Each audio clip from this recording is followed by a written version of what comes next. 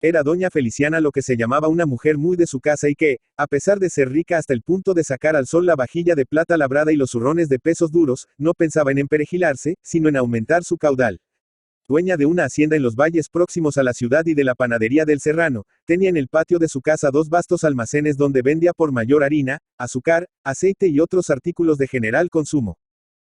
¡Qué tiempos aquellos! En materia de trabajo nuestras abuelas eran la romana del diablo, y cuando un hombre se casaba encontraba en la conjunta, no solo la costilla complementaria de su individuo, sino un socio mercantil que le ahorraba el gasto de dependientes. El marido de doña Feliciana hacía 3 años que había ido a Ica a establecer una sucursal de la Casa de Lima, quedándose la señora al frente de múltiples operaciones comerciales. Y como si Dios se complaciera en echar su bendición sobre la trabajadora limeña, en cuanto negocio pone a mano encontraba una ganancia loca.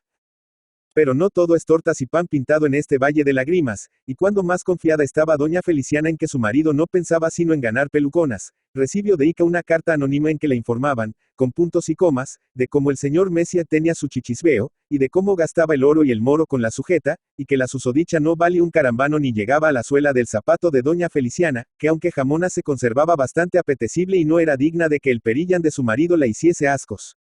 Dijo la gallina de cierto cuento. Poner huevo y no comer trigo, esa no va conmigo. El anónimo levantó roncha en el espíritu de la señora, y se dio a pensar en la infidelidad del señor Mesía. Y tanto zumbo en su alma el tabano de los celos, que decidió remontar el vuelo, caerle al cuello al perjuro y sorprenderlo en el gatuperio. Pero era el caso que para ir, en esos tiempos, a Ica se gastaba muchos días y se corrían 1000 peligros. Y como las bodegas no podían quedar cerradas o a merced de un dependiente, resolvióse a venderlas, comisión que encargó a un español llamado Vilches, que era su compadre y hombre para ella de toda confianza. En esos tiempos las transacciones eran muy expeditivas, como que no se estilaban muchas fórmulas, y antes de 48 horas vio doña Feliciana entrar por las puertas de su casa algunas talegas de a 1000.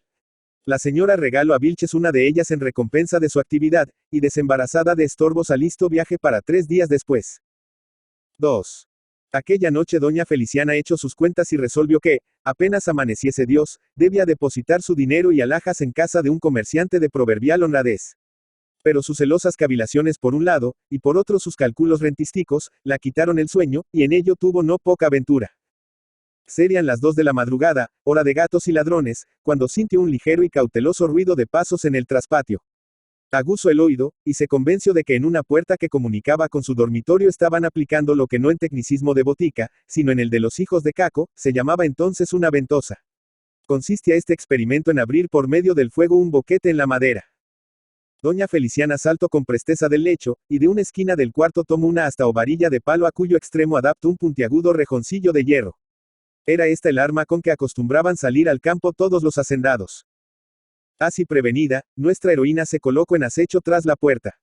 Apenas la ventosa hubo dejado expedito un gran agujero, asomó por él una cabeza. Doña Feliciana, sin dar el quien vive, le clavó el rejoncillo en la nuca. El ladrón exhaló un grito de muerte, y sus compañeros pusieron pie en pared. Entonces la señora dio voces, alborotóse el vecindario, acudió la ronda, y con universal sorpresa hallaron moribundo al honrado Vilches, quien cantó de plano y denunció a sus compañeros de empresa. 3. Todos se hicieron lenguas del arrojo de doña Feliciana, y en Lima no se hablaba de otra cosa. De haber habido periódicos, la habrían consagrado estrepitoso bombo en la crónica local. La fama de su hazaña la había precedido a Ica, a donde llegó una mañana, armada de asta y rejón, y abocándose a su marido le dijo: a Lima, señor mío, y a su casa si no quiere usted que haga en su personita otro tanto de lo que hice en la de Vilches, y lo deje tal que no sirva ni para simiente de rábanos. El de Mesía tembló como azogado, mandó ensillar la mula y, sin chistar ni mistar, obedeció el precepto. Desde entonces ella llevó en la casa los pantalones, y él fue el más fiel de los maridos de que hacen mención las historias sagradas y profanas, como que sabía que le iba la pelleja en el primer tropezón en que lo pillase madama. Mucho cuento es tener por compañera una mujer de asta y rejón. Ricardo Palma, Lima, 7 de febrero de 1833. Miraflores, Lima, 6 de octubre de 1919, fue un escritor romántico, costumbrista, tradicionalista, periodista y político peruano, famoso principalmente por sus relatos cortos de ficción histórica reunidos en el libro Tradiciones Peruanas. Cultivó prácticamente todos los géneros: poesía, novela, drama, sátira, crítica, crónicas y ensayos de diversa índole. Sus hijos Clemente y Angélica siguieron sus pasos como escritores. Debutó en la literatura en 1848 formando parte del grupo que él mismo llamaría más tarde la bohemia de su tiempo. Comenzó con poesía, unos versos románticos que aparecieron el 31 de agosto en El Comercio, mientras paralelamente escribía en diversas publicaciones críticas de espectáculos con numerosos seudónimos. Luego pasó a escribir obras de teatro, su primer drama, El Hijo del Sol 1849, no se llegó a representar, pero alrededor de 1858 dejó de hacerlo a pesar de haber obtenido algún éxito en el público limeño. Solo 2 piezas de este periodo han sobrevivido. El drama Rodil, 1851, redescubierto 100 años después de su publicación, Palma había destruido la mayoría de los ejemplares, y la comedia El Santo de Panchita, que escribió junto con Manuel Asensio Segura. Su primer libro de prosa, Corona Patriótica, apareció en 1853. 2 años más tarde sale Poesías y en 1865, Armonías. Libro de un desterrado.